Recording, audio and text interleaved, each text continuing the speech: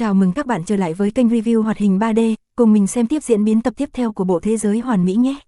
Cùng lúc đó, phía sau ba đại tôn giả, những vương hầu đều rút ra toàn bộ binh khí, giáp trụ của từng người đều phát sáng, bảo cụ lạnh lẽo, sát ý mạnh mẽ tỏa ra.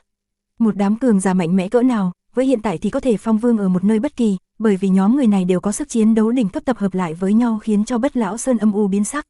Các ngươi bắt nạt Thạch Quốc, làm nhục Thạch Hoàng ta, đúng là đáng chết. Một vị vương hầu trung niên lạnh giọng nói, tính cách hung hăng, tay cầm một thanh phương thiên hạo kích, ầm một tiếng, hắn là người xuất thủ đầu tiên, bổ thẳng về trước. Tới lúc này, một vài lão già của Bất Lão Sơn trở nên nhút nhát, nhanh chóng tránh né, chủ yếu là đối phương quá mạnh mẽ, thủ lĩnh là ba đại tôn giả, xuất lĩnh một nhóm vương hầu, phỏng chừng có thể tiêu diệt toàn bộ bọn họ. Mũi nhọn của đại kích quét tới, những người kia đều tránh né sang bên, một cung điện to lớn ầm ầm nổ tung hóa thành bột mịn. Các ngươi quá đáng rồi đấy, một ông lão của Tần tộc quát lớn, thế nhưng khí thế rõ ràng không bằng trước, trong lòng lão không chắc chắn, nếu như khai chiến thật thì Bất Lão Sơn không chiếm chút lợi lộc gì. Bọn họ chỉ có một tôn giả, mặc dù có trận pháp để lợi dụng, thế nhưng trong tay đám người đối diện kia là binh khí cấp bậc gì? Bảo cụ trong tay ba đại tôn giả cứ như mặt trời phát sáng, tỏa ra khí tức thần linh, có gợn sóng kinh khủng đang dập dờn. Mặc dù thần kích chân quốc cùng với pháp kiếm màu vàng đã bị hư hao trong trận chiến của Thạch Hạo, thế nhưng Thạch Quốc vẫn còn có những pháp khí cấp thần khác, lần này đều mang tới cả. Tôn giả của Tần tộc xị mặt xuống, Bất Lão Sơn tự nhiên cũng có những pháp khí như thế này, thế nhưng chỉ có một người khống chế, làm sao so sánh được. Đặc biệt là, trận pháp ở nơi này đã bị hủy gần hết trong trận đại chiến lần trước, dù cho có phát động toàn diện cũng chưa chắc có thể ngăn cản được ba đại tôn giả cầm pháp khí cấp thần trong tay kia. Bắt nạt Thạch tộc ta, hôm nay các ngươi cần phải giải thích cho rõ ràng, không có thứ bàn giao thì diệt đạo thống của các ngươi, có gì phải sợ. Chiến Vương lạnh lùng nói, nếu như Thạch Hoàng không có bị thương thì các ngươi dám sao? Đã quên năm đó ai từng xới tung Bất Lão Sơn của các ngươi hả?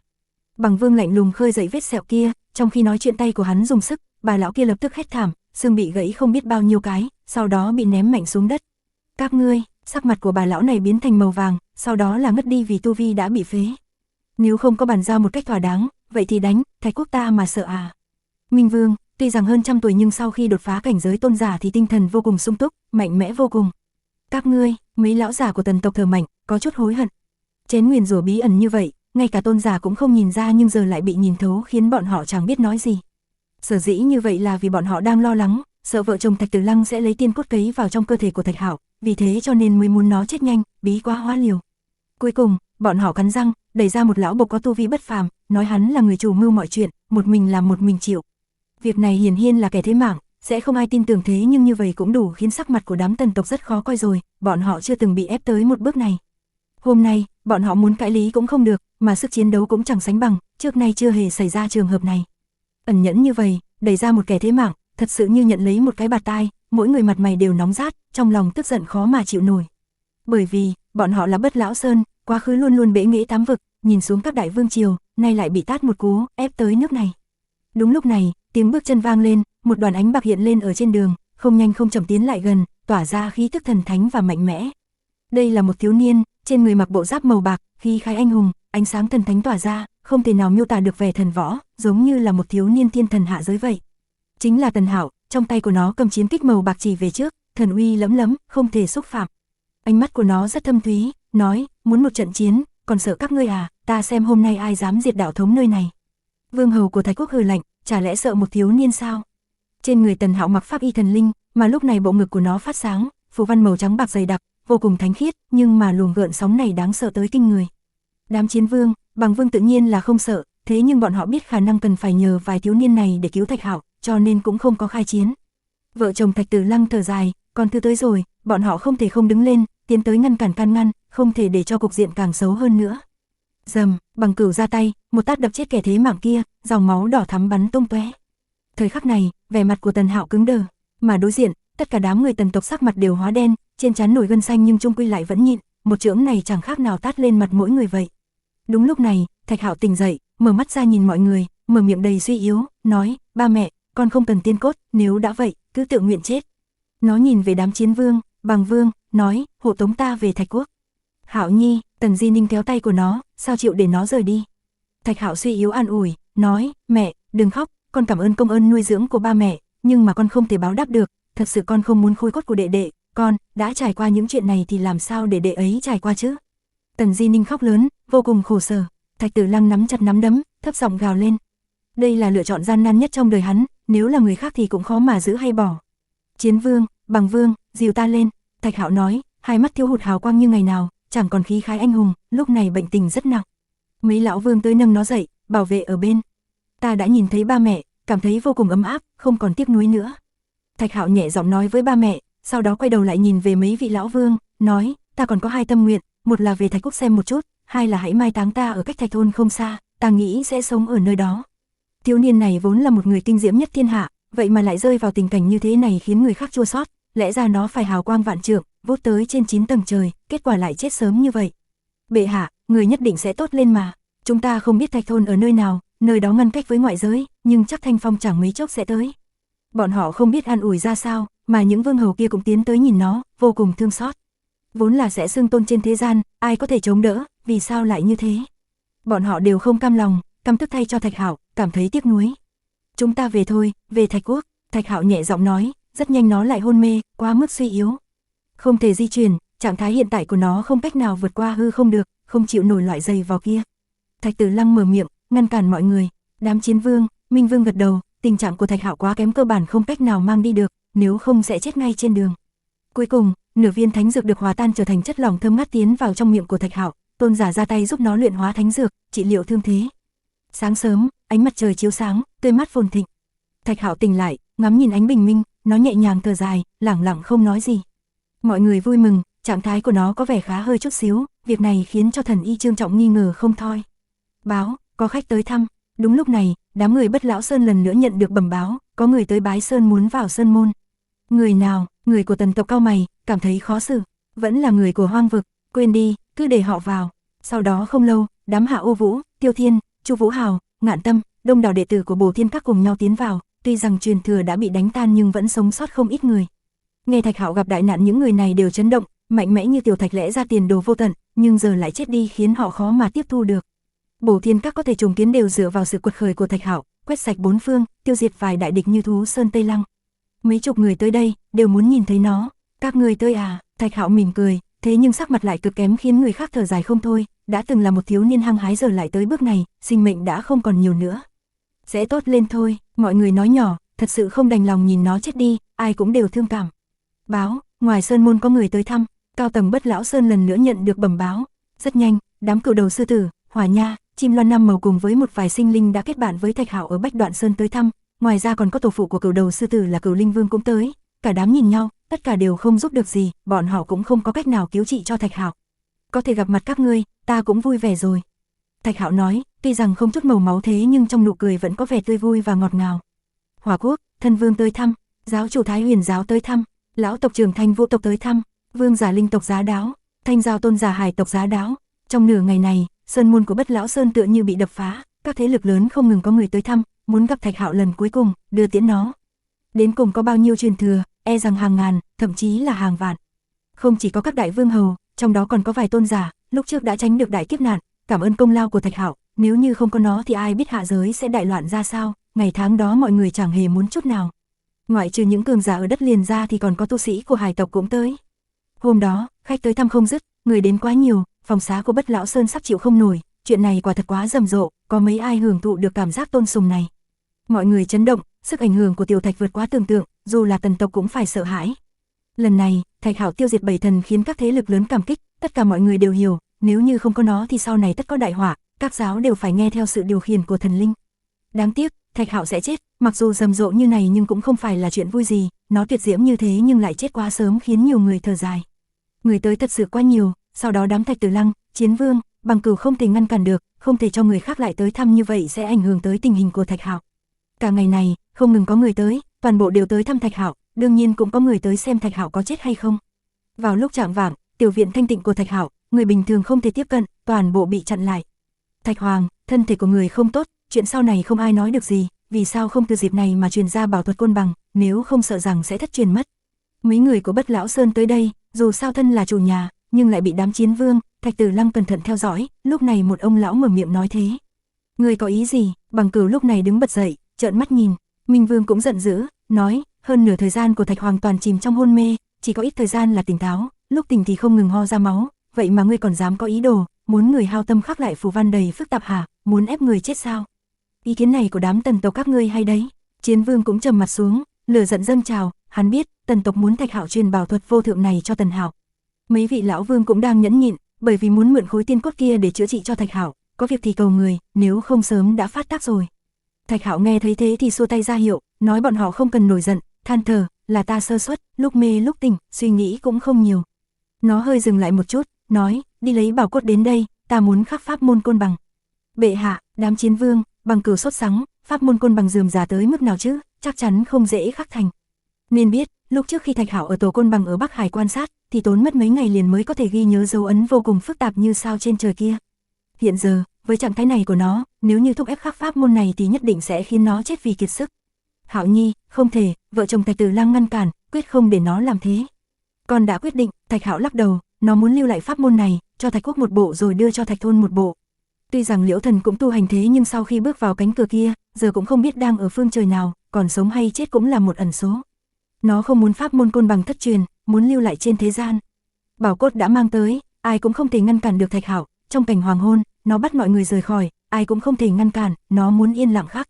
Khi Thạch Tử Lăng đi tới thì phát hiện trước ngực của nó đầy vết máu, lập tức la lớn, cố gắng ngăn cản.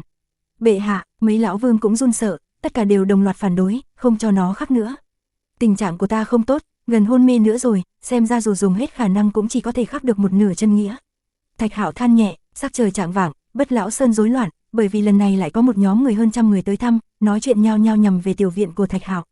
Tộc trưởng ra, Thạch Hạo ném khối cốt trong tay đi, con mắt nhòe đi, sống mũi cay cay, người của Thạch thôn đã tới. Lão tộc trưởng Thạch Vân Phong dẫn đầu, phía sau là Thạch Phi Giao, Thạch Lâm Hổ, Thanh Phong, Bì Hầu, Hổ Tử, còn có rất nhiều thúc bá cùng với một vài cô thím. Một nhóm người này, nói chuyện ồn ào, tất cả đều đỏ cả mắt, chen chúc đầy sân, chỉ có một vài người mới có thể vào trong phòng.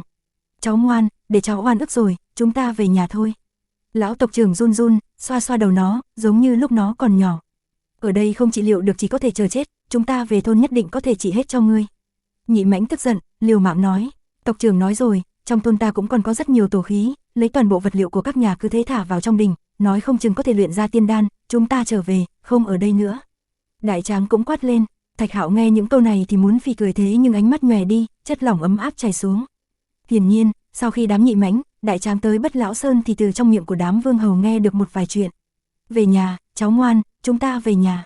Trong mắt Thạch Lâm Hổ ẩn chứa lệ nóng.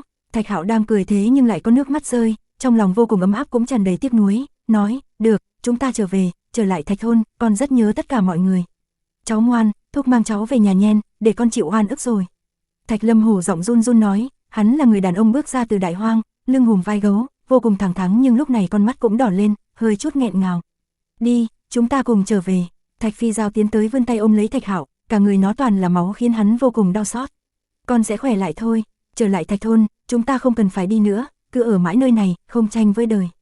Tộc trưởng Thạch Vân Phong giọng run, bàn tay Tô Giáp nhẹ nhàng vuốt ve đầu và mặt của Thạch Hạo. Thạch Hạo dùng sức gật gật đầu, động tác nhẹ nhàng này khiến nó cảm thấy ấm áp cả người, nơi mũi cay cay, trong mắt rưng rưng.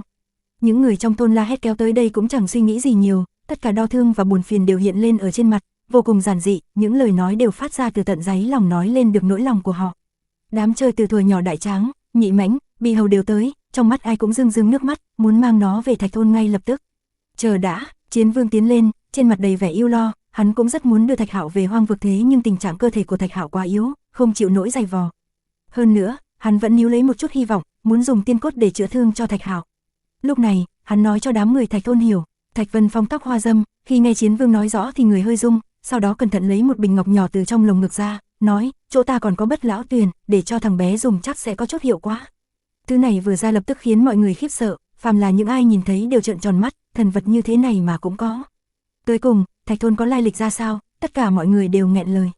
Mà đám Tần tộc thì càng ngây người, ai nấy cũng không thể nào tin vào những gì mình đang thấy, ngay cả thần dịch nghịch thiên này mà cũng có thể lấy ra được. Đây là thứ mà Hạo Nhi lấy từ bên ngoài về, là để cho người trong thôn dùng, thế nhưng chúng ta đều không ai dùng cả, rốt cuộc cũng có thể phát huy được tác dụng rồi.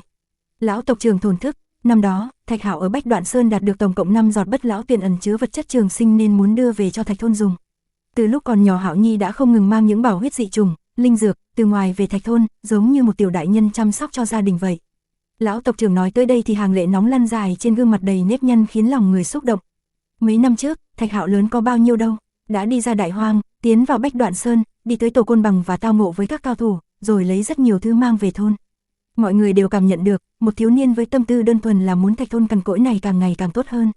Đây cũng là mặt khác của Tiểu Thạch, tất cả mọi người nhìn nó quật khởi, uy chấn thiên hạ thế nhưng không biết nó còn có một mặt như vậy. Nghĩ kỹ lại, những linh dược, Bất Lão Tuyền kia đều là dùng mạng để lấy về. Ở độ tuổi này, những đứa bé khác vẫn đang được ba mẹ tộc nhân bảo vệ.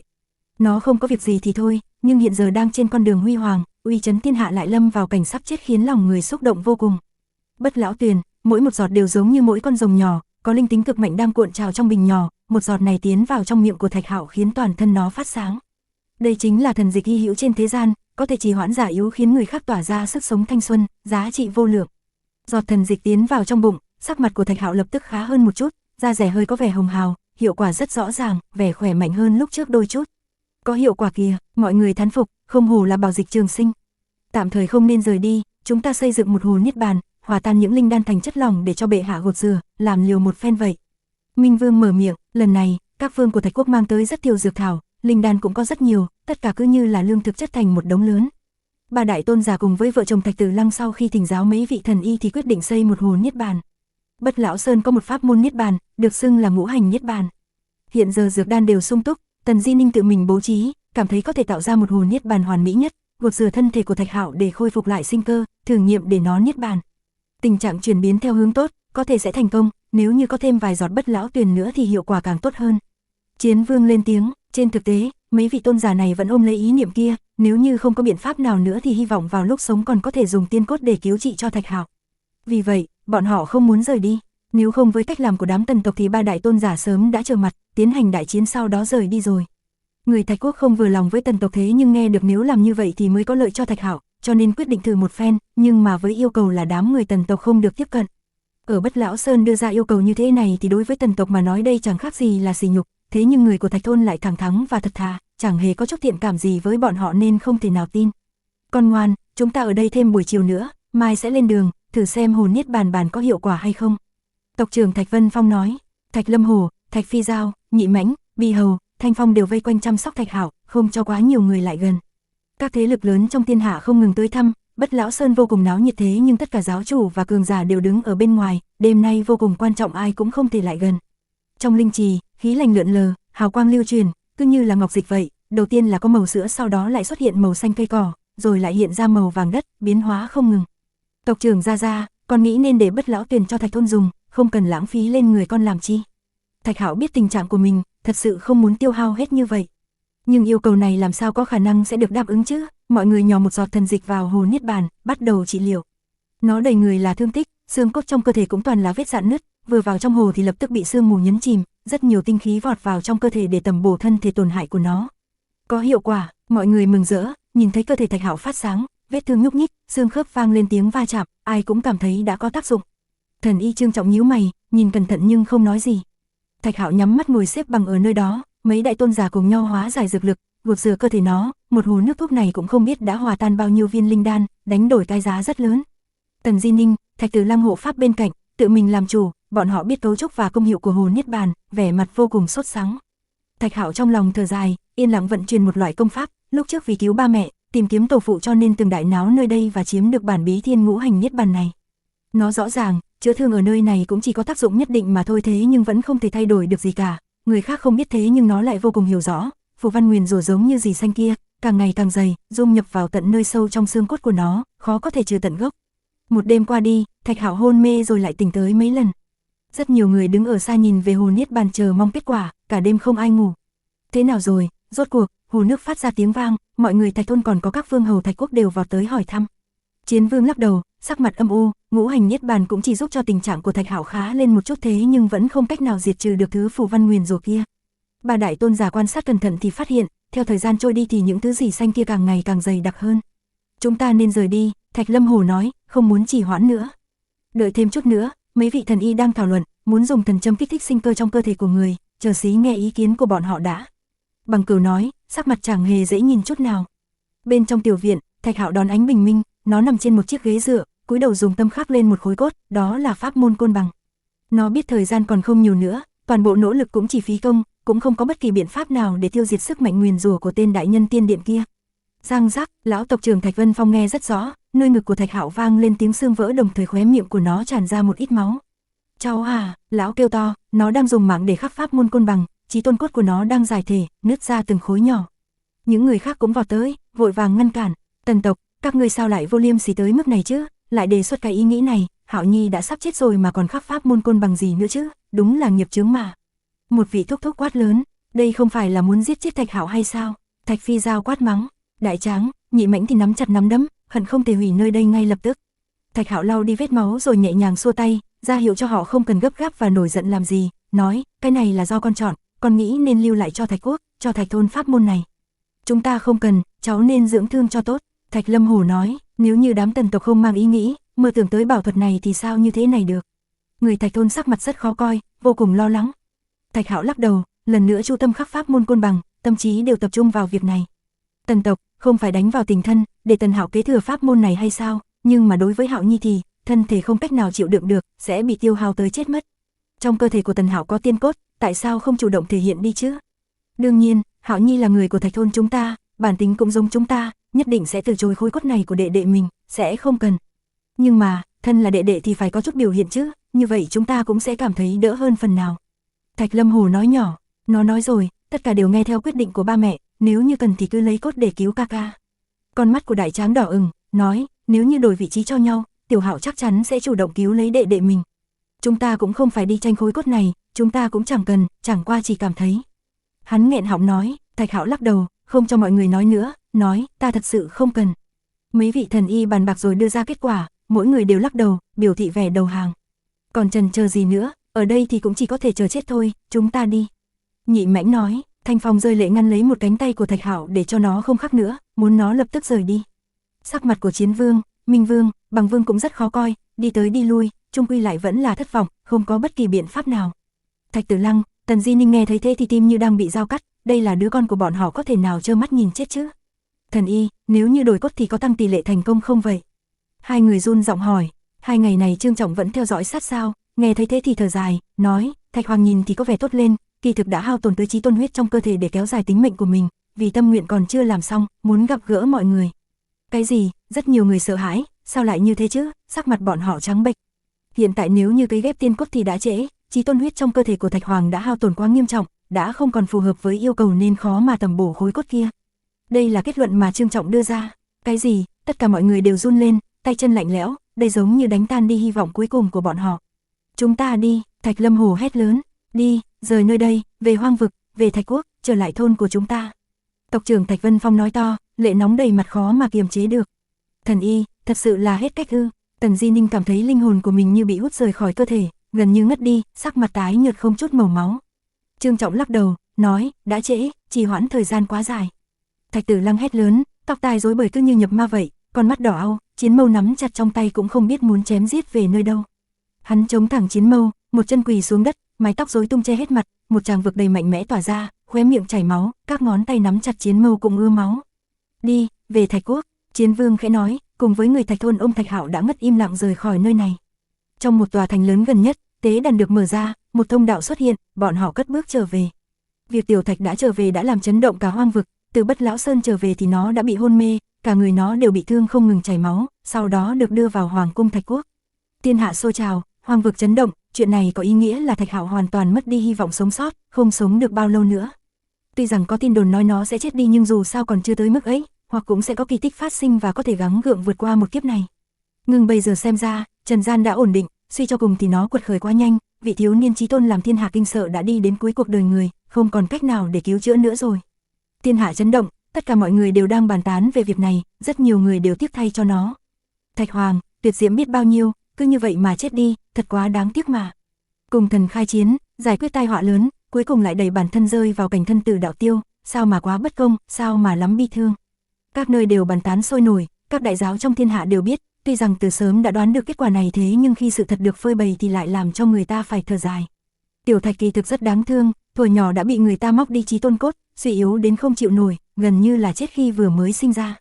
Sau đó nó được đặt ở một cái sơn thôn xa xôi, từ bé không có cha mẹ nuôi dưỡng, chỉ dựa vào cố gắng của chính bản thân mình để sống sót, cuối cùng một thân một mình đi ra đại hoang, một đường tranh đấu, bằng chính bản thân mình mà quật khởi, đáng tiếc mà, cuối cùng lại gặp phải kết cục như thế này. Rất nhiều người đều biết thân thế của Thạch Hạo, biết rõ đến những việc mà nó đã từng trải qua thì không khỏi thở than, đây thật đúng là một số phận đầy ngang trái của thiếu niên chí tôn, lắm chớ trêu. Phàm là người hiểu rõ thân thế của nó thì đều rất đồng tình, một thạch hoàng nhìn như ngang tàn, một tiểu thạch vô cùng tuyệt diễm nhưng thật ra lại rất đáng thương. Cuối cùng nó cũng không thể trốn thoát khỏi xiềng xích của vận mệnh, khi còn bé dựa vào chính mình để chống đỡ qua cái chết, thế nhưng sau khi lớn lên, như cũng phải chịu kết thúc bi thương như vậy. Đáng tiếc, thật đáng tiếc, thật đáng thương. Thiên hạ đều than thở, cũng không biết đã bao nhiêu năm không có chuyện như vậy rồi, tám vực đều đang bàn luận về đề tài của một người, đều lắc đầu không thôi, cảm thấy tiếc nuối thay cho nó. Và cũng trong ngày hôm đó, có rất nhiều cường giả của các đại giáo tới thăm hỏi. Không ít người đến thăm, xem như là tiễn đưa và coi như gặp nó lần cuối. Mọi người đều biết, từ nay về sau, thế gian sẽ không còn tiểu thạch nữa. Cảm động và nhớ nhung công lao của nó, tưởng niệm về những chiến tích của nó, các giáo vô cùng kích động, phần lớn mọi người đều mang ý tốt đi tới Thạch Quốc. Trong lúc nhất thời, Thạch Đô người đông như mắc cười, phần lớn đều là tu sĩ đều muốn tiễn đưa tiểu thạch, tĩnh lặng chờ đợi một kết cục khiến người ta buồn bã, hạ xuống một kết thúc. Thạch Quốc, Hoàng cung, ba đại tôn giả cùng tất cả vương hầu của Thạch Quốc và người của Thạch thôn không nghĩ sẽ từ bỏ, vẫn như cũng đang tìm kiếm biện pháp. Để cứu Thạch Hạo thì Chiến Vương, Bằng Vương khẩn cầu người của Thạch thôn, trước tiên để Thạch Hạo ở lại trong cung đừng rời đi vội, bọn họ cho dán bảng cáo thị cho thiên hạ biết, chỉ cần có biện pháp cứu sống Thạch Hạo thì Thạch Quốc nguyện ý chi trả mọi thứ. Tin tức vừa truyền ra, các đạo thống lớn, đông đảo các đại giáo, không ít nơi đều có hành động đưa tới một vài dược thảo cùng với các phương thuốc cổ xưa. Người của Thạch thôn cũng đã hành động, tổ tế đàn được mở ra, những người này bước vào thông đạo, đem đi cái gọi là tổ khí đưa đến Thạch Quốc, bắt đầu tiến hành tất cả các thử nghiệm. Có thể thấy, bọn họ đưa đến một cái đỉnh cổ xưa, một thanh cổ mộc màu xanh đen, còn có các loại đá kỳ lạ không biết tên, hễ là một ít đồ vật cổ xưa thì đều được mang đến. Không một ai cười bọn họ, bởi tất cả mọi người đều biết thôn dân thật thà chất phác này đã cố gắng hết sức của mình, hy vọng sẽ có kỳ tích phát sinh. Cục gỗ này, có thể là long huyết mộc, bản thân đã là bảo thụ đồng thời đã từng nhuộm qua long huyết, giá trị liên thành. Chiến Vương giật mình, ông tinh thông y đạo, đối với cây cỏ và các loại linh dược đều rất am hiểu, ngoài ý muốn phát hiện một khối gỗ màu đỏ sậm, không ngờ lại là một khối thần mộc chân quý. Thứ này rang khô rồi nấu thành thuốc nước, có tinh hoa của long huyết biết đâu có thể có hiệu quả nhất định. Cục sắt này, không, đây không phải là cục sắt mà đây là cơ thể của một con thần trùng. Thần y Trương Trọng cũng theo tới, lật xem những cổ vật này, lựa lấy một khối vật thể màu đen giống như cục sắt, gõ ở phía trên làm phát ra tiếng len keng vang dội. Hắn khá giật mình, tỉ mỉ phân biệt, đây là một loại thần trùng tên là hắc kim trùng, có thể dùng làm thuốc, là một loại thần trùng chỉ có thể gặp không thể cầu. Có thể thấy, con sâu này đã trưởng thành rồi, tuy rằng chỉ dài có 1 thước nhưng dược tính 10 phần, nó cuộn tròn lại cứ y chang như cục sắt vậy. Mọi người không thể không kinh sợ, tổ địa Thạch thôn năm đó quả thật không tầm thường, loại thần trùng trưởng thành này có chiến lược cấp thần, nhưng lại bị đánh chết rồi nhét vào trong thôn. Ghê gớm, khó lường thật mà, tất cả mọi người thán phục, muốn luyện chế cửu truyền thần đan mà nói, hắc kim trùng này là một vị chủ dược ắt không thể thiếu, tiếc là vật liệu thiếu rất nhiều, không thì chúng ta có thể thử luyện chế. Chiến Vương thở dài nói, tương truyền, cửu truyền thần đan một khi luyện thành, chỉ cần ăn vào có thể lập tức thành thần, đây là cổ dược thần thánh quý hiếm nhất thế gian, từ xưa đến nay, tại hạ giới chỉ có mấy người đã từng luyện thành. Đáng tiếc, muốn luyện thành viên thuốc này cần phải có nhiều loại dược thảo cấp thần, không thì cũng không cần nghĩ tới. Qua mức hão huyền mà, bằng không thì nếu có viên thuốc này, nói không chừng Thạch Hạo thật sự có hy vọng sống sót. Đan này, thế gian không thể làm được, mấy chục vạn năm đều khó mà nhìn thấy một lò.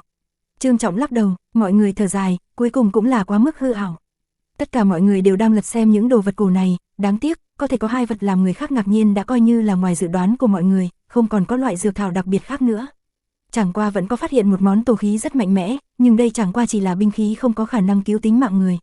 Người của Thạch thôn cảm thấy buồn bã và mất mát, không có bất kỳ biện pháp nào rồi. Tổ tế đàn phát sáng, bóng lông còn có tiểu hồng xuất hiện, chúng nó một con mất đi nửa đoạn thân thể, một con 2 cánh bị cắt đứt, đều đã tàn phế, thương thế nặng nề, đi lại rất bất tiện. Nhưng như cũng vẫn phải tới, đây là 2 vị thần, quả thực làm chấn động tất cả mọi người. Chúng tôi cũng không có cách nào, 2 đại cường giả buồn bã, vắt óc suy nghĩ tất cả phương pháp nhưng cũng chỉ có cái lắc đầu, vô cùng bất đắc dĩ. Món đồ này có lẽ sẽ có ích, bóng lông nói, nó mang theo một cái bổ đoàn, đó là Thạch Hạo trước khi đi đại chiến đã đặt ở Thạch thôn, cái bổ đoàn này có từ tổ côn bằng, là do côn mộc đan mà thành, đó là cành của thế giới thụ. Đáng tiếc, đã trải qua 5 tháng dài đằng đẵng, toàn bộ tinh khí đều tiêu tán, bằng không thì quả thực có tác dụng lớn. Trương Trọng than thở, đây là quả của ngân đào thụ, chúng tôi cũng ngắt tới.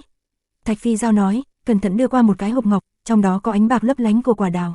Đây là chuẩn thánh dược Thạch Hạo đào từ Bách Đoạn Sơn về trồng ở Thạch thôn, mà nay sớm đã trưởng thành, vẫn chưa từng ngắt lấy, cho đến hôm nay mới phát huy tác dụng. Còn có một giọt thần tửu, cũng là có được từ tổ côn bằng. Bóng lông nói, nó trước kia từng theo Thạch Hạo cùng đi qua Bắc Hải, đương nhiên biết những thứ này. Không cần, không nên lãng phí bất cứ vật gì nữa. Thạch Hạo lắc đầu, nó vô cùng hiểu rõ tình huống của mình. Tại thời điểm này nó vẫn kiên trì khắc pháp môn côn bằng, cho dù ai có ngăn cản cũng vô dụng, thỉnh thoảng mọi người lại nghe được tiếng vang nhỏ từ trong bộ ngực nó truyền ra, rõ ràng chí tôn cốt đang nứt ra. Đây thực sự là đang tiêu hao sinh mạng, làm cho vẻ mặt của tất cả mọi người càng thêm khó coi cũng vô lực ngăn cản, bởi vì đây là một trong những tâm nguyện cuối cùng của Thạch Hạo. Nó đem các loại đồ đặc bên trong thế giới hộp báu đều để lại cho Thạch thôn, còn muốn lưu truyền lại pháp môn này. Con ngoan, mẹ van con đó, đừng nên như vậy mà. Tần Di Ninh ôm cánh tay nó, đau thương vô cùng, có mất mát, có mê man, có đau khổ, còn có hối tiếc. Nàng muốn cứu con Trường này nhưng mà cũng sợ con thứ chết đi, chần chờ giây lát, cuối cùng đã bỏ lỡ thời gian tốt nhất để ghép cốt. Thân là mẹ, nàng không đành lòng bỏ đi đứa con nào cả, loại lựa chọn này đúng là quá mức đau khổ, khó mà chọn lựa, đây là nhân chi thường tình, bất kể là ai thì cũng không có cách nào khác. Nếu như có thể, nàng bằng lòng dùng mạng của mình để đổi lại mạng của đứa con lớn này. Còn Thạch Tử Lăng thì trợn mắt tới mức rách khóe mắt, có máu đang chảy xuống, hắn tự trách bản thân, đau khổ nắm chặt nắm tay khiến cho xương ngón tay bị nứt ra. Ba, mẹ, hai người không nên tự trách mình, như thế trong lòng con sẽ rất khó chịu, là người thì ai chẳng phải chết, hiện tại con cảm thấy rất thỏa mãn. Thạch Hạo mở miệng nói, không muốn bọn họ khổ sở. Một ngày này, liên tục có người tới thăm, tiến vào đô thành Thạch Quốc, đều muốn đưa tiễn Thạch Hạo, ai cũng biết, nó sắp chết rồi. Người so với lúc ở Bất Lão Sơn còn nhiều hơn rất nhiều lần, tất cả đều đang bàn luận. Chỉ là, hơn 90% số người đã bị chặn ở ngoài cung, Thạch Hạo cần phải tĩnh dưỡng, chậm rãi vượt qua quãng thời gian cuối cùng này, quá nhiều người sẽ quá ồn ào, mặc dù là có lòng tốt nhưng không thể nào đều cho vào trong. Ở trong cung, chỉ có Tiêu Thiên, Cửu Đầu Sư Tử, Chiến Vương, người của Thạch thôn, những người khác đều bị ngăn lại hết. Cuối cùng, có thị vệ đến bẩm báo, quý nữ của thượng giới Lam Vũ, Hồng Hoàng, Thủy Nguyệt đang đợi, cùng với một số kỳ tài khác của thượng giới cầu kiến. Tần Di Ninh ngẩn ra, nói, mời bọn họ vào đây. Nàng nghĩ tới bảo thuật trong tộc của Hồng Hoàng, cũng có niết bàn pháp có quan hệ với Phượng Hoàng, uy lực của pháp môn này mạnh mẽ hiếm thấy, nàng sẽ không tiếc bất cứ giá nào để nhận được pháp môn này để thử nghiệm. Tuyên Minh, Bích Cổ, Lam Vũ, Thủy Nguyệt đều cảm khái, sau khi nhìn thấy Thạch Hạo thì đều không thể tin vào mắt của mình được. Ngày xưa bọn họ cảm thấy Tiểu Thạch vô cùng tinh diễm, vô cùng mạnh mẽ nhưng cuối cùng lại suy yếu thành cái dạng này. Đáng tiếc, bọn họ âm thầm lắc đầu, còn từng muốn lôi kéo kết quả lại xảy ra chuyện như vậy. Tiểu Thạch ngã từ trên 9 tầng trời, có mấy người trong đám thiên tài này tâm tư lập tức liền thay đổi, Tiểu Thạch nhất định phải trầm tịch, dù là thật sự diễn ra kỳ tích dẫn tới sống sót thì cũng khó có thể quật khởi nữa, bởi vì chí tôn cốt đã bị hủy diệt rồi. Ôi, bây giờ khó giải quyết rồi, dì xét nguyền rủa bằng đồng của tiên điện, một khi dính phải thì chưa từng nghe thấy ai có thể sống sót được. Tuyên Minh lắc đầu, Tần Di Ninh kéo Hồng Hoàng sang một bên để thương lượng, bằng lòng trả bất kỳ giá nào để đổi lấy niết bàn pháp của bộ tộc các nàng. Bằng Cửu trong lòng cũng khẽ động, nói, Hỏa Quốc có pháp môn Chu Tước, dục hỏa trùng sinh niết bàn pháp của bọn họ kinh diễm thế gian, nếu như cũng tìm đến, không hẳn không thể thử một lần. Một vị lão vương gia của Hỏa Quốc tới, muốn tiễn Tiểu Thạch một đoạn đường, lập tức được mời vào trong cung. Giây phút cuối cùng, bất kể dù được hay không, bọn họ đều muốn thử một lần, kết hợp ngũ hành niết bàn pháp, Chu Tước niết bàn pháp, cùng với chân hoàng niết bàn pháp có liên quan, đọ sức một trận cuối cùng. Hỏa Quốc lão vương gia rất thoải mái, sau cùng đáp ứng, giao niết bàn pháp cho Thạch Hạo. Hồng Hoàng mặc dù lòng có do dự, đó là bí mật bất truyền của bộ tộc các nàng không thể tiết lộ, nhưng được Tần Di Ninh nhiều lần khẩn cầu, hứa lấy ngũ hành niết bàn pháp trao đổi, sau cùng cũng đáp ứng. Thạch Hạo rất bình tĩnh, nó cũng không muốn từ chối tấm lòng của mọi người, lặng lẽ ghi nhớ và phối hợp chữa thương. Đáng tiếc mọi thứ cũng đều thất bại, điều này tuyên bố tính mạng Thạch Hạo sắp đi tới điểm cuối cùng rồi, cũng sẽ không có bất kỳ biện pháp nào nữa. Đang trong tình cảnh bi thảm, Thạch Tử Lăng đứng dậy đi ra ngoài, Tần Di Ninh thì quay đầu lại nhìn về phía hắn, nói, chàng muốn đi đâu? Thần Lô Cốc, Thạch Tử Lăng đáp, mọi người nghe vậy, cẩn thận suy nghĩ, không biết đây là địa phương nào. Chỉ có Trương Trọng biến sắc, hắn biết rõ đó là một nơi rất quỷ dị. Tòa sơn cốc kia giống như một cái lò thần hết sức quỷ dị, có rất nhiều điều quái lạ. Người bình thường sau khi tiến vào thường sẽ xảy ra những chuyện kỳ dị, mất đi tính mạng. Thế nhưng có một số đại năng cổ đại đi thăm dò, tìm khắp Thần Lô Cốc cũng không phát hiện gì hết và cũng không có chỗ dị thường. Lạ thường nhất là, nó bị một số người biết được nguyên nhân, từng có cường giả lấy bản thân huyết tế, với lòng thành kính nhất cầu khẩn để cầu một viên cửu truyền thần đan cho người bạn của mình. Nhưng chuyện này vẫn chưa được chứng minh là đúng, chỉ là một tin đồn. Bởi vì, hậu thế có một số người bị ép tới đường cùng và cũng từng đi tới nơi đó, hết sức thành kính, thế nhưng tất cả đều uổng công huyết tế chính mình, không đạt được thứ gì cả. Trước đây không lâu, Thạch Tử Lăng có nghe người nhắc tới cửu truyền thần đan, tâm trí lay động, nhớ lại những chuyện này nên lúc này muốn đi mạo hiểm thử một lần. Trương Trọng lắc đầu, khuyên hắn không nên đi, đồng thời nói ra những chuyện bí mật này trước mặt mọi người, ai nghe vậy cũng đều lập tức biến sắc. Ta đi cùng với chàng. Tần Di Ninh vô cùng kiên định, hai người liền xông ra ngoài cực nhanh, cũng không dừng lại, bọn họ cùng nhau thi triển một loại bảo thuật, rời khỏi Thạch Đô. Nhất định phải đuổi theo bọn họ, ta không muốn lại tiếc nuối nữa. Thạch Hạo mời Chiến Vương xuất thủ. Được, Chiến Vương gật đầu rồi đuổi theo. Thạch Hạo tin tưởng, với tốc độ của Chiến Vương mà nói thì không thành vấn đề, dù sao ông cũng đã là tôn giả. Mọi người suy nghĩ, thực sự cũng chẳng có bất kỳ biện pháp nào nữa rồi, những thủ đoạn có thể nghĩ đều đã sử dụng hết cả, có thể nói không hề có con đường sống nào nữa. Nếu như không sửa đổi được cái gì, thì chuẩn bị làm lễ tiễn đưa Thạch Hoàng vậy. Một vị lão vương gia thở dài nói, ngày hôm đó, Thái Quốc bắt đầu chuẩn bị, biết Thạch Hạo không còn sống lâu nữa nên cho phép cường giả các giáo đến đây, tiễn nó đoạn đường cuối cùng. Tin tức này vừa ra thiên hạ rung động, việc này biểu thị Tiểu Thạch bất cứ lúc nào cũng sẽ qua đời, sinh mệnh đi tới điểm cuối cùng, sắp hoàn toàn biến mất. Tám vực đều chấn động, hải tộc cũng biết, rất nhiều cường giả chạy tới, bước vào Thạch Đô, chuyện này có nghĩa mọi thứ cuối cùng cũng không cách nào vãn hồi rồi. Chiến Vương càn lại vợ chồng Thạch Tử Lăng, bọn họ buồn bã, nếu không có bị buộc đến bước này, lại không có bất cứ biện pháp nào thì làm sao sẽ tin tưởng tin đồn lạ lùng kia. Có thể ở vào thời khắc cuối cùng ở chung với ba mẹ, con đã rất vui vẻ rồi. Thạch Hạo nói, buổi tối hôm ấy, Trương Trọng nhíu mày, dự đoán Thạch Hạo nhiều nhất còn có thể sống hơn một ngày, không có bất kỳ hy vọng gì rồi. Tộc trưởng Thạch Vân Phong âm thanh run run, muốn dẫn Thạch Hạo lập tức trở về, thỏa mãn tâm nguyện cuối cùng của nó, an bài cho Thạch thôn. Đợi thêm một chút, còn muốn cáo biệt với bọn họ, trở lại Thạch thôn cũng sẽ không ra ngoài nữa. Thạch Hạo khẽ nói, Thạch Hạo gặp được rất nhiều người, bao gồm giáo chủ của các giáo, gật đầu với từng người một, cảm ơn bọn họ đã đến đây đưa tiễn nó đoạn đường cuối cùng. Không nghi ngờ gì nữa, đêm nay là một sự kiện lớn, chẳng qua hết thảy đều đang tiến hành trong im lặng. Hiếm thấy chính là, Thạch Hạo vẫn rất tỉnh táo, theo như lời Trương Trọng nói, đây là hồi quang phản chiếu, trong thời gian sau cùng này, nó có lẽ sẽ không hôn mê. Trời tối người yên, Thạch Hạo gặp lại Tần Hạo, cung điện đầy to lớn nhưng lại rất trống trải, không một ai ở nơi này, chỉ có hai bọn nó. Những gì nên nói đều đã nói cả, Thạch Hạo chỉ có một yêu cầu với vị đệ đệ này mà thôi, chính là chăm sóc ba mẹ thật tốt, lúc này giữa hai người chỉ còn là sự im lặng. Ca hận đệ sao? Tần Hạo hỏi, vì sao ta phải hận đệ chứ, chúng ta là anh em mà. Thạch Hạo bình tĩnh nói, đệ muốn càng ngày càng mạnh mẽ, trở thành cường giả đệ nhất thiên hạ, sẽ bảo vệ thật tốt ba mẹ, nhưng lần này lại không thể cứu được ca. Tần Hạo khẽ nói, là do ta không sống lâu nữa thôi, chuyện này không thể trách đệ được. Thạch Hạo lắc đầu, nếu như trong thời gian kia, không có kéo dài, đệ đưa tiên cốt cho ca thì sẽ không như vậy, ca sở hữu hai khối cốt tương lai nhất định sẽ trở thành cường giả bậc nhất thiên hạ, cũng không phải là đối thủ. Tần Hạo nhẹ giọng nói, Thạch Hạo nghe thấy thế thì suy tư, nó không muốn nói tới vấn đề này nữa, nói, ta đã cố hết sức thế nhưng cũng chỉ khắc được một nửa pháp môn côn bằng thôi, để lại cho Thạch tộc vậy. Tần Hạo không nói gì, chỉ là gật đầu. Thời gian rất lâu, trong cung điện trống trải này chẳng hề có tiếng gì, vô cùng yên tĩnh, hai người rơi vào trầm mặc. Rất lâu sau, Thạch Hạo mở miệng, nói đệ cảm thấy, nếu một người mà sở hữu lần hai chí tôn cốt thì tương lai sẽ thành đệ nhất thiên hạ sao? Còn ai có thể địch? Tần Hạo nói ngược lại, đệ nhắc tới vấn đề này thì khiến ta nghĩ tới thượng giới, từng tên sơ đại kia nói không chừng cũng có người đạt được khối cốt thứ hai. Thạch Hạo nói, Tần Hạo ngẩn ngơ, nó chưa từng nghe tới việc này, nếu thật thì tuyệt đối kinh người. Thạch Hạo nghiêm túc, nói, ta cảm thấy, có mấy khối cốt thì cũng không quan trọng, đó cũng không phải là con đường của một số người trên thế gian này. Nếu như có một ngày, đệ có tự tin, cảm thấy có thể bỏ đi chí tôn cốt trên người, một khối cũng không còn thì khi đó đệ mới thật sự bước lên con đường vô địch chân chính. Tần Hạo không ủng hộ, nói, nếu như có một sự khởi đầu cao, tại sao lại phải bỏ qua, đệ tin tưởng, người sở hữu hai khối cốt sẽ càng thêm mạnh mẽ, sẽ trở thành chí tôn đệ nhất. Người như thế, không biết thượng giới đã có hay chưa? Thạch Hạo khẽ nói, sau đó lại nhìn chằm chằm đệ mình, nói, nếu như đệ cảm thấy như vậy sẽ trở thành tối cường giả, vậy thì ta sẽ cho đệ một cơ hội, để cho đệ càng ngày càng mạnh hơn, nhưng mà đệ cần nghĩ kỹ. Nó không biết đệ của mình có phải cố ý hay là vô ý nhắc tới việc này, thế nhưng đây cũng không quan trọng, nó cũng không thèm để ý tới chí tôn cốt cho lắm. Nó sắp chết, giữ lại thì có tác dụng gì chứ, nếu đệ cảm thấy sở hữu hai khối cốt có thể trở thành một trong những cường giả số một số hai trên thượng giới, vậy thì cho. Thạch Hạo cảm thấy, mặc kệ đệ nghĩ gì, dù gì cũng do ba mẹ sinh ra, tương lai còn phải chăm sóc ba mẹ nữa. Chiến Vương, Bằng Vương, Thần Y Trương Trọng, Thạch Hạo gọi những người này lại, bệ hạ, mấy vị lão vương đều nhìn nó, ta muốn đưa chí tôn cốt cho đệ mình, các ngươi hộ pháp.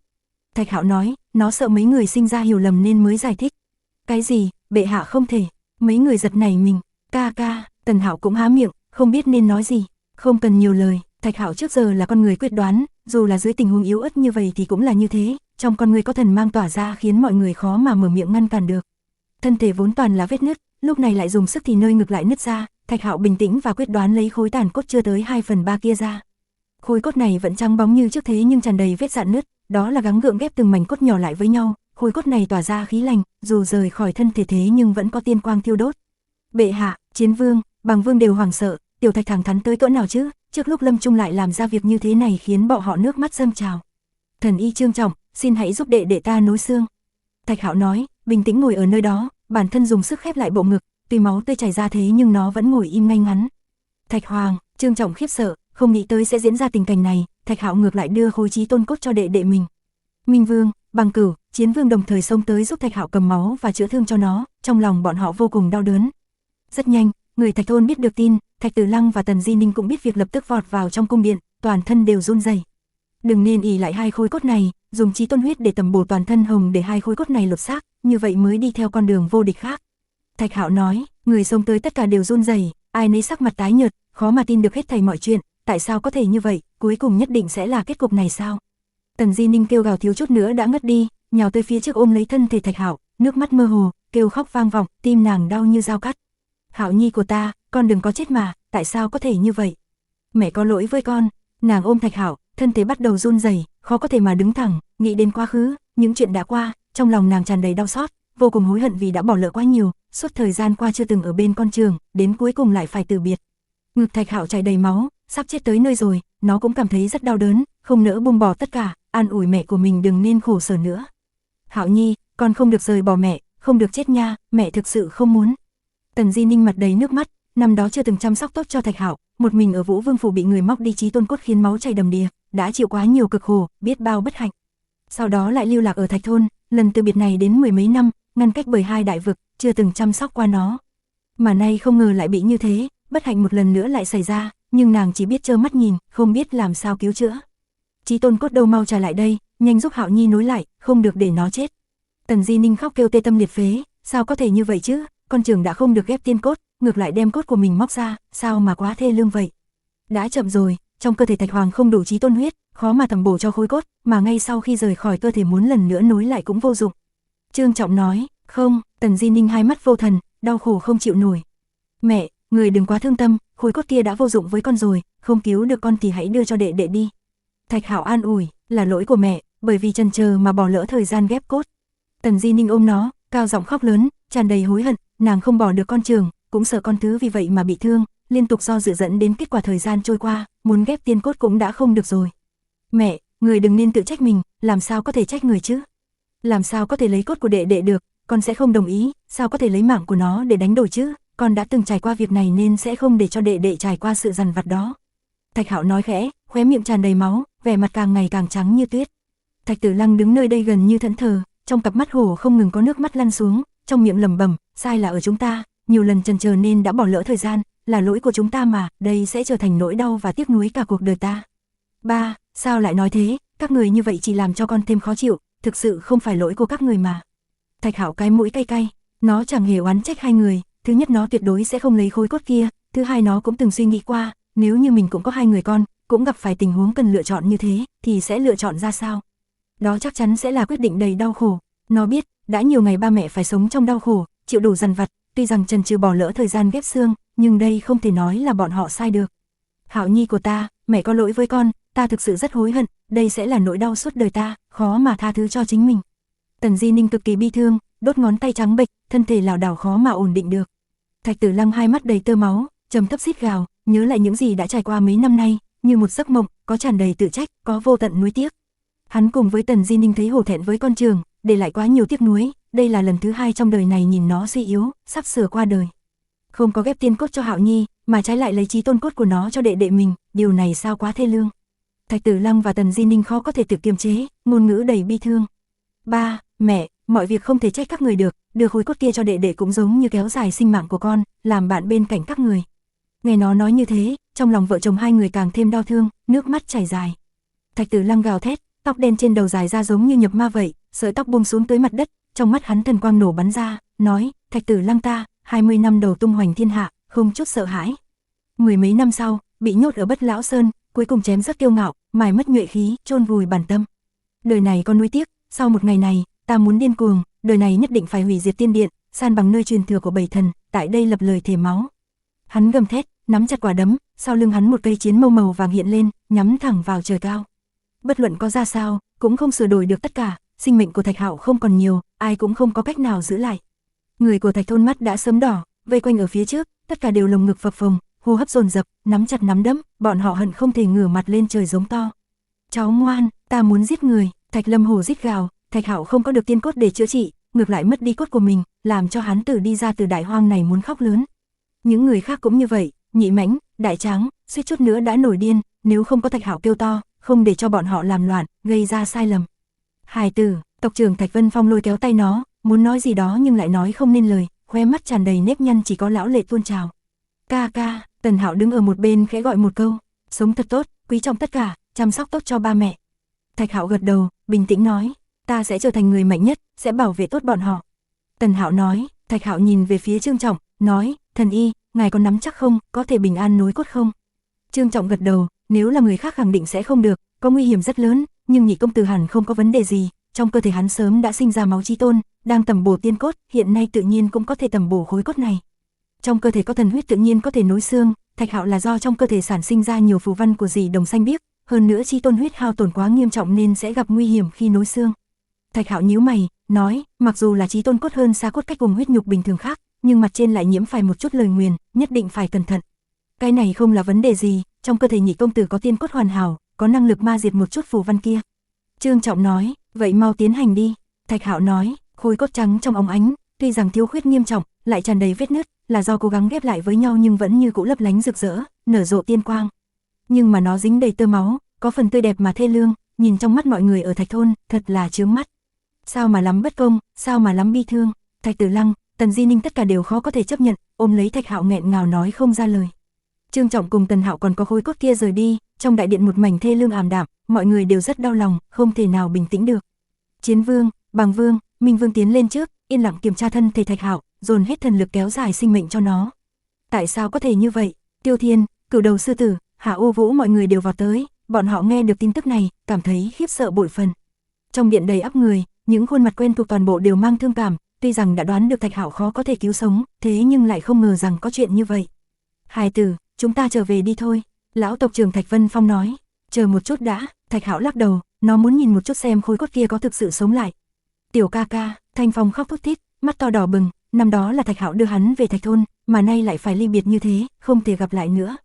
Thạch Hạo thở dài, cũng từng muốn đem khối cốt kia cho Thanh Phong, chẳng qua trong cơ thể hắn không có chí tôn huyết, tùy tiện tiếp nhận có thể sẽ chết, hơn nữa còn có thể sẽ dính vào nguyền rủa. Thành công, cũng không biết qua bao lâu, có tin tức truyền đến, Tần Hạo đã nối xương thành công, đây tuyệt đối là một chuyện lớn, một thiếu niên có tới 2 khối chí tôn cốt, quá kinh khủng, nhất định sẽ làm chấn động trên trời dưới đất. Thế nhưng không ai nói gì, vẻ mặt mọi người không hề vui vẻ chút nào. Thạch Nghị năm đó chẳng phải có chồng đồng còn có một khối chí tôn cốt nữa sao, nhưng vẫn bại, Tiểu Hạo mới là vô địch. Nhị Mãnh cực kỳ tức giận, trên thượng giới khẳng định sẽ có người như vậy, đến tột cùng có phải là một đường vô địch hay không, bây giờ nói còn quá sớm. Có người nhỏ giọng phụ họa một câu, đi. Thạch Hạo nói khẽ, tổ tế đàn phát sáng, mở ra một lối đi, người của Thạch thôn suốt đêm lên đường, dẫn Thạch Hạo bước lên đường trở về. Tin tức vừa truyền ra, đô thành Thạch quốc đại trấn. Tiểu Thạch rời đi, có nghĩa, đến đây đã vĩnh biệt trần thế, sẽ khó mà gặp lại. Tiễn Thạch Hoàng, thanh âm này xông lên trời cao, vang vọng cả bầu trời đêm, mọi người đồng thời hô to, khiến trời đất đong đưa lay động, mọi người vì nó mà cùng nhau đưa tiễn. Giáo chủ các giáo, đầu sò một phương, đông đảo nhân vật mạnh mẽ xuất hiện, đây coi như là thịnh thế nhiều năm qua hiếm có, đáng tiếc trong hoàng cung Thạch quốc vẫn một mảnh mây sầu, khó mà nói cười cho được. Sáng sớm hôm sau, mặt trời mọc lên ở phương đông, bình minh tỏa ánh vàng rực rỡ chiếu xuống, chiếu vào người thật ấm áp. Ta còn sống, loại cảm giác này thật tốt. Thạch Hạo sắc mặt có chút hồng hào, đón ánh bình minh, nó nằm ở trên ghế mềm, nhìn Thạch thôn quen thuộc, trong lòng tràn đầy thỏa mãn, tâm và thân cũng thấy ấm áp. Sau khi trở lại, đêm đó mọi người rất khẩn trương, sợ nó chịu đựng không nổi đến hừng đông liền rời khỏi trần thế, ai cũng rất áp lực, trong lòng vô cùng khó chịu. Cũng may, nó còn sống, mọi người thở phào nhẹ nhõm, lộ ra ý cười, thế nhưng mắt lại cay cay, rất muốn khóc. Thực sự rất muốn ở lại, vĩnh viễn ở lại đây. Thạch Hạo khẽ nói, giờ khắc này, mũi nó cay cay, nhìn mỗi người ở đây rất không muốn rời đi. Mọi người rơi lệ, tất cả đều rất thương cảm, thừa dịp bây giờ, chúng ta đi chọn một chỗ đi. Thạch Hạo nói, để cho mình bình tĩnh trở lại. Được, đi chọn một nơi. Thạch Phi Giao nói, bên ngoài 10 dặm, có một ngọn núi thấp, có mọc vài cây cổ tùng, thanh tuyền chảy êm dịu, là một nơi đặc biệt yên tĩnh. Thạch Hạo tự chọn cho mình một nơi an táng, đây không phải là nơi có linh thổ gì, rất bình thường, nhưng ở chỗ này có thể thấy Thạch thôn cách đó xa xa, cây cỏ tươi mát, hết sức u tĩnh. Chính là chỗ này, Thạch Hạo nhẹ giọng nói. Cùng lúc đó trên mặt nó màu máu biến mất, ánh sáng con ngươi dần dần ảm đạm, tinh khí thần theo đó dần dần suy yếu, sinh mệnh rốt cục cũng đi tới phần cuối. Không, Hạo Nhi, không được rời đi.